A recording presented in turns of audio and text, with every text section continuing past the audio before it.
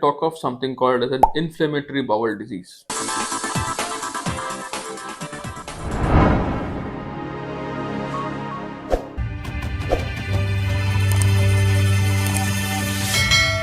Hello everybody, my name is Dr. Zubin Dev Sharma and I am a gastroenterologist and a hepatologist. And today I will talk about one important common illness which I think has presence all across the world, and we will talk in details about it. So today I will talk of something called as an inflammatory bowel disease. So inflammatory bowel disease is an inflammation of a GI tract which can involve all across, right from your mouth to your large intestine, that is the colon.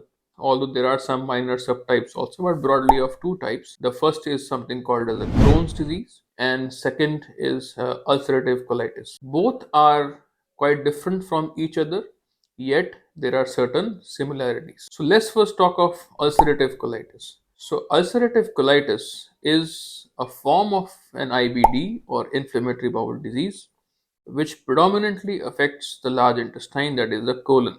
It is characterized by increased frequency of watery stools that a person will probably pass around 6 to 8 or 10 times sometimes in a day, which can be associated with a crampy abdominal pain as well as nocturnal frequency. That means that the patient may have to get up in the night to pass stools. It is very frequently associated with blood in stool. Those are usually bloody loose stools that a patient complains of, and that is the hallmark for ulcerative colitis. Its closest differentials would be common things like hemorrhoids or something called as a colorectal cancers also sometimes in an elderly population.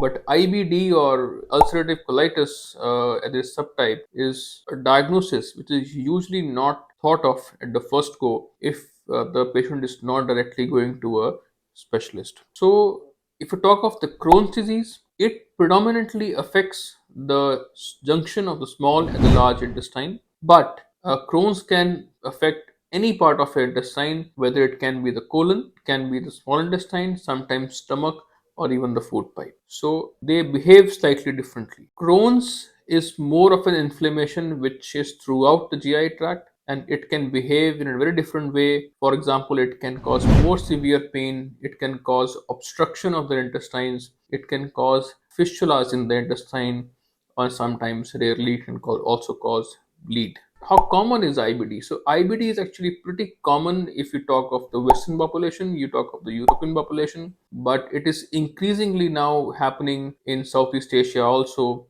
and now it's, I think, all across the world that IBD or inflammatory bowel disease is recognized as one of the common GI disorders. There's a lot of misconception and myths that are going on around IBD, and this actually also increases the suffering of the patients who are characterized and ostracized for many years before they actually reach to a specialist and they get their treatment done. So IBD is a chronic illness, it's a lifelong illness, and it has to be managed by a specialist using various available drugs which can help a patient to live a normal life. It's not a one time job, it's not a one time treatment that you give something treatment to it and they get better. So you have to manage these patients. It becomes a good relationship between a doctor and a patient for almost many years because they have to be managed like that.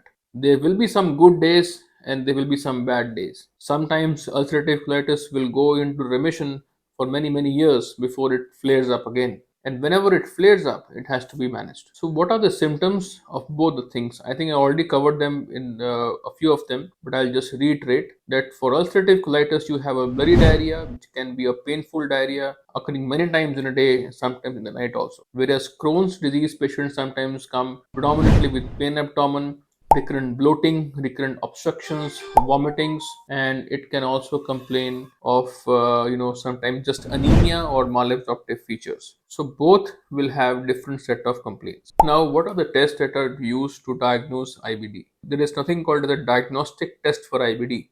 It is usually a combination of various available tests which can go from blood test to begin with, which will show some amount of anemia, raised inflammatory markers like ESR and CRP. You will do a stool test, something called as a fecal calprotectin, which is a marker for inflammation in your stool, and that will also show that you have significant inflammation. Other tests include a colonoscopy for ulcerative colitis, as well as a CT or an MR of your intestines, called something called as an MR or a CT enterography, which tries to look into Crohn's disease and how is your small bowel involved with it. Sometimes we'll also do a capsule endoscopy, particularly for Crohn's disease patients, to pick up ulcerations in the small intestine. And if a CT has shown us small bowel or small intestine involvement, we will do something called as deep small bowel enteroscopies to pick up those lesions. And these are the usually tests that are done endoscopically. After this, we may also take some biopsies from the involved areas in the intestine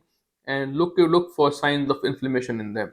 Particularly in Southeast Asia, one of the commonest problems for us as gastroenterologists is to differentiate them for intestinal tuberculosis, particularly Crohn's disease. And that is where we have to combine the history, the examination, the CT scan findings, the endoscopic findings, as well as the biopsy findings to try to come to reach at a conclusion. There are a few subset of patients where we might not be able to reach to a conclusion of differentiating between a tuberculosis as well as Crohn's. In those patients, we have to give a therapeutic trial of anti-tubercular drugs for 3 months and then reassess at the end of 3 months. So IBD is a common problem. It can be managed, but they will need some amount of testing for it before we can label it. Regarding its treatment, there are lots of drugs that are now available and lots of research going all across the world.